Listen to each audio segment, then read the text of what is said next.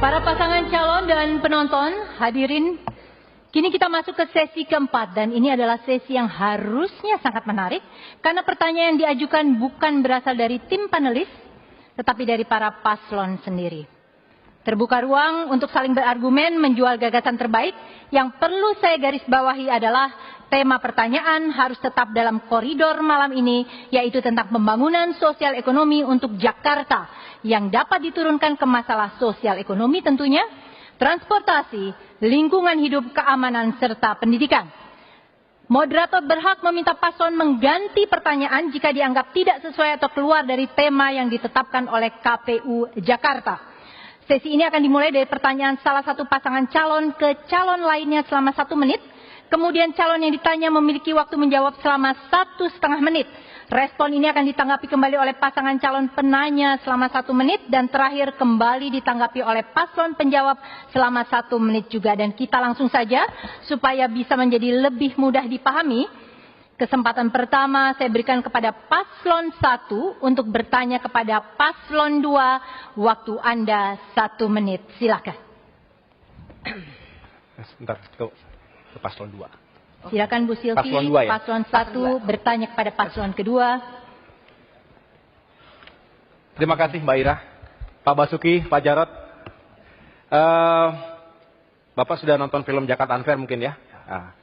Jadi saya hanya ingin bertanya Pak, itu kan tentu dokumenter yang menggambarkan derita dan nestapa dari warga Jakarta, rakyat kecil yang hidupnya sudah sangat sulit dan akhirnya tergusur ke tempat lain. Bapak punya alasan tentunya mengapa menggusur, tetapi bagaimana perasaan Bapak sebagai pemimpin sekaligus pengambil kebijakan tersebut melihat warga yang hidupnya semakin sulit begitu, semakin sulit dan akhirnya kehilangan segalanya. Mereka disegel, setelah itu harus terhempas dari kota Jakarta selama-lamanya. Akhirnya nanti pertanyaannya adalah, Jakarta ini untuk siapa? Warga yang mana yang kita ingin bahagiakan? Kita ingin kota kita cantik, tetapi bukan karena kecantikan itu kemudian ada tangis yang berlarut-larut di kota ini. Terima kasih Pak Jarod. Oke, baik. Ditahan dulu, paslon 2 Anda memiliki waktu 1,5 menit untuk menjawab pertanyaan tersebut. Silakan. Ya. Ini memang mungkin pasangan calon 1 lihatnya hanya lokasi tertentu. Kami itu tidak pernah menggusur daerah yang tidak tinggal di dalam aliran sungai sebetulnya. Jadi kalau sekarang orang Jakarta menikmati musim La Nina saat ini, hampir semua kota negara Asia itu tenggelam. Karena La Nina. Tapi coba lihat Jakarta. Kami mengurangi 2/3 lokasi banjir.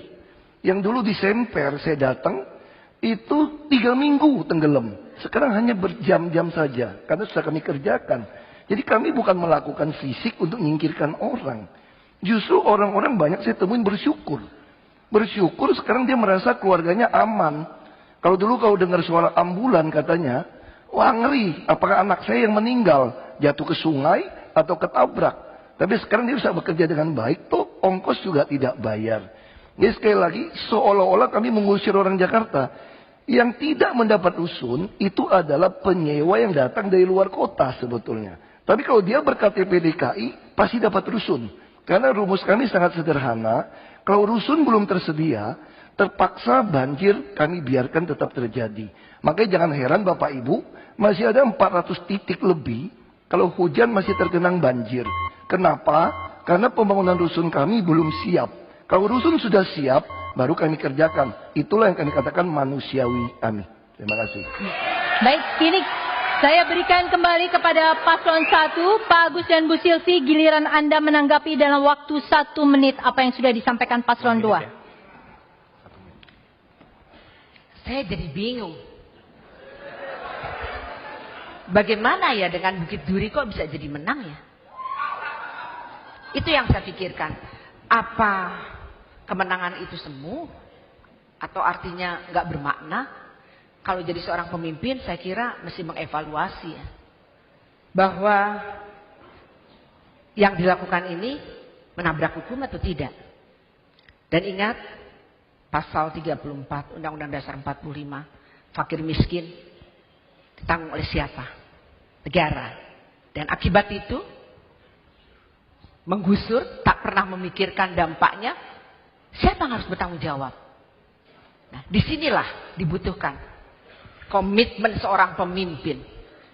Pemimpin yang punya hati, pemimpin yang memikirkan rakyatnya, mesti sejahtera. Nah, Waktunya masih tersisa. Baik, saya langsung saja kepada Pak Basuki dan Pak Jarod, silahkan menanggapi kembali. Waktunya adalah selama 1 menit. Karena tadi udah dari saya mulai saja. Kadang-kadang kalau saya baca berita ya, Ibu Sirvi saya juga bingung. Waktu datang ke Krukut Januari dia bilang, warga harus cerdas. Kita gusur, bukan gusur, kita menata. Sementara pasangan calon gubernur bilang, kami tidak menggusur, kami tidak mau pindahkan. Kita mau bikin agak rumahnya terapung. Saya nggak ngerti bagaimana sungai yang tadinya 30 meter, sekarang tinggal 5 meter. Bagaimana mau dibalikin 30 meter tanpa merobohkan bangunan yang tidak layak itu.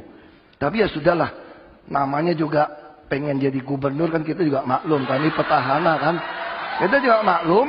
Tapi saya sangat berharap siapapun yang jadi gubernur, rakyat itu diedukasi lah. Jangan dibodohi. Kita pengen menang, tapi kita menang dengan elegan. Rakyatnya jadi cerdas. Saya kira itu yang kita sampaikan. Terima kasih. Baik. Para paslon dan juga penonton hadirin sekalian, kita tenang dulu, kita tenang dulu. Kita masuk kepada putaran kedua di segmen ini. Kali ini saya berikan kesempatan kepada paslon 2 bertanya kepada paslon 3. Silahkan pertanyaan disampaikan, waktu Anda adalah 1 menit. Paslon 2, Pak Basuki dan Pak Jarod, silahkan bertanya kepada Pak Anies dan Pak Sandiaga. Waktunya 1 menit. Terima kasih. Untuk paslon nomor 3. Kita lagi fokus membangun masalah infrastruktur transportasi. Karena kita yakin transportasi di Jakarta itu hanya bisa, salah satu yang paling utama adalah membangun transportasi berbasis rel, transportasi massal. Serta membatasi ya mobil-mobil masuk ke Jakarta. Ya, supaya mereka menggunakan transportasi massal. Sekarang bagaimana logikanya kalau sampai moratorium mobil mewah tidak boleh masuk? Justru kalau seperti ini yang terjadi adalah mobil-mobil murah yang ramah lingkungan yang tak masuk dan Jakarta akan macet. Ya, apakah solusi seperti ini memang bisa memecahkan persoalan kemacetan di Jakarta? Terima kasih. Baik, sebentar Pak Sandiaga. Paslon 3, Anda memiliki waktu 1,5 menit. Kita tunggu dulu waktunya. Ya, Anda memiliki waktu 1,5 menit untuk menjawab pertanyaan tersebut. Silakan. Terima kasih Pak Jarod. Jadi yang kami kejar adalah bagaimana ada efek kejut, di mana gerakan-gerakan yang seperti Mas Anies bangun, Gerakan Indonesia Mengajar, bisa juga mulai dilakukan oleh orang-orang yang punya banyak banget duit. Kita ngelihat bagaimana Transjakarta sudah meningkat dari segi kapasitasnya, tapi dari segi jumlah penumpang masih naiknya hanya 6%. Di sini butuhnya edukasi. Dan edukasi itu perlu daya picu, daya kejut. Kalau saya mengirim pesan bahwa orang yang bisa bayar mobil 3 miliar juga naik kendaraan umum, itu efeknya luar biasa. Saya melihat bagaimana kalau selebriti, bagaimana kalau pengusaha-pengusaha sukses, bagaimana juga kalau pejabat-pejabat seperti Pak Basuki dan Pak Jarod juga naik kendaraan umum. Ini akan membuat sebuah percepatan dalam membangun transportasi kita yang lebih baik. Yang kami kejar adalah bagaimana mengubah pola pikir. Bagaimana pola pikir kita dari selama ini kelas menengah yang hanya menggunakan kendaraan pribadi bisa beralih menggunakan kendaraan umum. Jargon-jargon itu sangat penting. Kenapa? Kalau kita mengedepankan to lead by example. Leading adalah memberikan contoh. Memimpin dengan memberikan contoh. Insya Allah kita akan ubah cara pola pikir anak muda yang ke depan kelas menengah menggunakan kendaraan umum. Terima kasih. Paslon 2, kini giliran Anda kembali untuk menanggapi dan waktu 1 menit. Silakan Pak Basuki dan Pak Jarod. Apa yang disampaikan paslon 3? Pak Sandi, terima kasih. Sistem transportasi yang kita bangun di Jakarta adalah sistem subsidi silang. Mereka-mereka yang mau naik kendaraan umum, kendaraan massal, dengan harga yang murah, 3.500, dan bahkan mereka itu dikasih beberapa bebas gratis, pemegang KJP gratis, buruh dengan UMP gratis, lansia gratis, gitu ya. Jadi ini adalah hasil dari apa yang kita kumpulkan dari pajak. Pajak yang didapat dari mobil-mobil mewah tadi. Kalau orang kaya masuk, lebih baik kita terapkan jalan berbayar. Dengan cara seperti itu, maka pertumbuhan motor di Jakarta akan bisa kita tekan. Sekarang 4.500 motor tiap hari. 1.600 mobil tiap hari. Setahun jutaan. Ini menambah kemacetan. Begitu Mas Andi. Terima kasih. Kita tunggu dulu waktunya habis. Baiklah. Paslon 3 kembali. Tanggapan Anda 1 menit. Mari coba kita ingat. Kapan kali terakhir rute di Jakarta distrukturkan? Masyarakat Jakarta sudah tumbuh berkembang, rute transportasi kita sudah beberapa dekade ini tak mengalami perubahan. Karena itu salah satu yang justru akan ditonjolkan adalah angkutan massal yang nyaman, Rp5.000 dari mana saja ke mana saja sebagai tiket terusan dan terintegrasi. Bayangkan seperti pembuluh darah. Bayangkan seperti pembuluh darah di badan kita, di mana angkutan massal menjangkau ke semua titik. Dari mulai Transjakarta, MRT, muncul yang lebih kecil, bus, minibus, sampai mikrolet, sampai angkot. Tergantung wilayahnya. Apa yang terjadi? Kita mengintegrasikan sistem transportasi. Lalu yang tidak kalah penting, ongkos salah satu yang besar untuk pendidikan adalah transport. Siswa di Jakarta Rp0 untuk transportasi berangkat dan pulang sekolah. Ya. Waktunya habis. Baiklah, sekarang hadirin penonton paslon, kita masuk ke putaran terakhir di segmen ini. Kesempatan bertanya diberikan kepada pasangan calon ketiga. Silakan bertanya kepada pasangan calon 1. Waktu Anda adalah 1 menit. Pak Anies, Pak Sandi, silakan bertanya kepada pasangan nomor urut 1. Waktunya adalah 1 menit.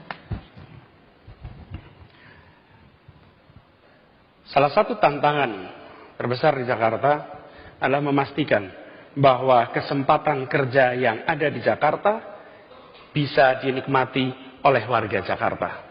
Kesempatan yang ada di Jakarta bukan justru dinikmati oleh orang lain. Lapangan pekerjaan kita siapkan dan kita pastikan bahwa setiap lapangan pekerjaan yang tumbuh, dia memprioritaskan warga Jakarta.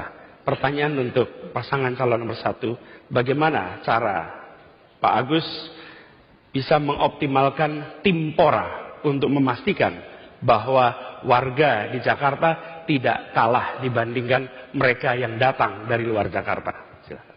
Baik, kita tunggu dulu waktunya, perhitungan waktunya. Ya, kelihatannya sudah bisa dimulai. Pasangan calon pertama Pak Agus, Bu Silvi, silakan punya waktu 1,5 menit untuk menjawab pertanyaan tersebut. Bagaimana kesempatan kerja bisa dinikmati? Terima kasih pasangan calon ketiga. Itu sebabnya kenapa kami ingin mengadakan empowerment, pemberdayaan kepada masyarakat.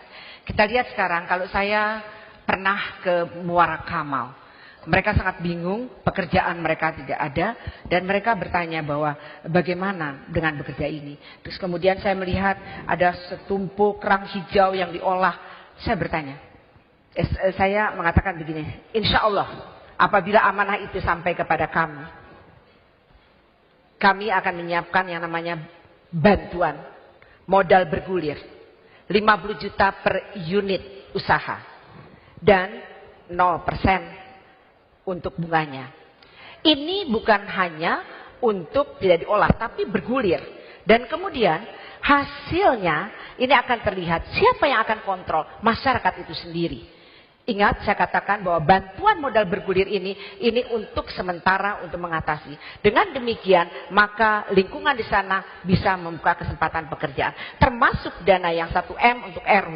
Bisa dibayangkan, kalau ini dimanfaatkan untuk pemberdayaan masyarakat, maka saya hampir yakin bahwa masyarakat Jakarta makin terbuka luas pekerjaannya dan makin inovatif. Apalagi kalau yang namanya pedagang kaki lima kita manfaatkan, ada pasar Sabtu Minggu, maka mereka akan bergerak dan pertumbuhan ekonomi akan terus meningkat. Terima kasih. Baik. Paslon 3. Paslon 3, kini giliran Anda untuk menanggapi dalam waktu 1 menit apa yang telah disampaikan tadi. Jawaban Ibu Silvi menarik, tapi nggak nyambung, Bu.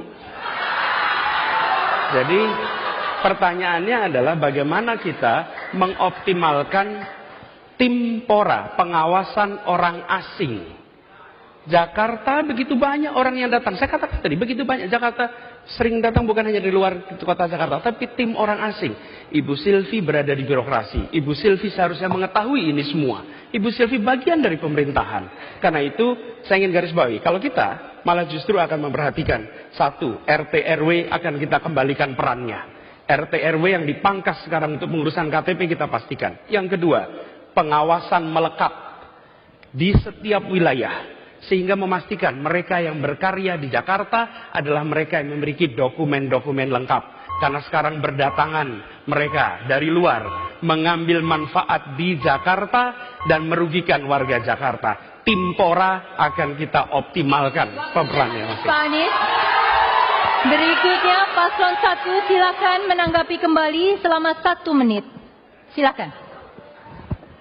Terima kasih Pak Anies. Pertama, tentu saya kan punya 2 segmen. Yang pertama adalah bagaimana menjawab tentang kesempatan kerja. Karena itulah saya betul-betul berpikir bahwa masyarakat Jakarta butuh lapangan pekerjaan. Pengawasan orang asing. Saya mantan Kepala Dinas Kependudukan DKI Jakarta. Saya tahu bagaimana dokumen-dokumen kependudukan ini paling penting untuk diawasi. Ketika orang asing datang, mulai dari mereka masuk, terus kita lihat lagi bagaimana dokumen-dokumen kependudukan itu, apakah sudah memenuhi persyaratan, dan yang paling penting lagi, ini yang sering kali terjadi, kita sekarang sudah punya elektronik KTP atau eKTP. Sekarang kami juga punya, kami ingin melakukan hal yang sama, yaitu artinya kita lebih meningkatkan lagi. 1 Jakarta, ini kartu kita, yang semua dokumen-dokumen kependudukan ada di sini. Dan nanti kita akan lihat apakah orang asing waktunya habis, Bu Silvi. Para paslon penonton, hadirin, jawaban tadi dari paslon pertama mengakhiri sesi keempat dan kami akan segera kembali dengan sesi berikutnya masih dengan pola yang sama. Ditahan. Masih dengan pola yang sama diharapkan dapat memberikan gambaran tentang kandidat yang paling tepat untuk memimpin DKI Jakarta. Kami segera kembali.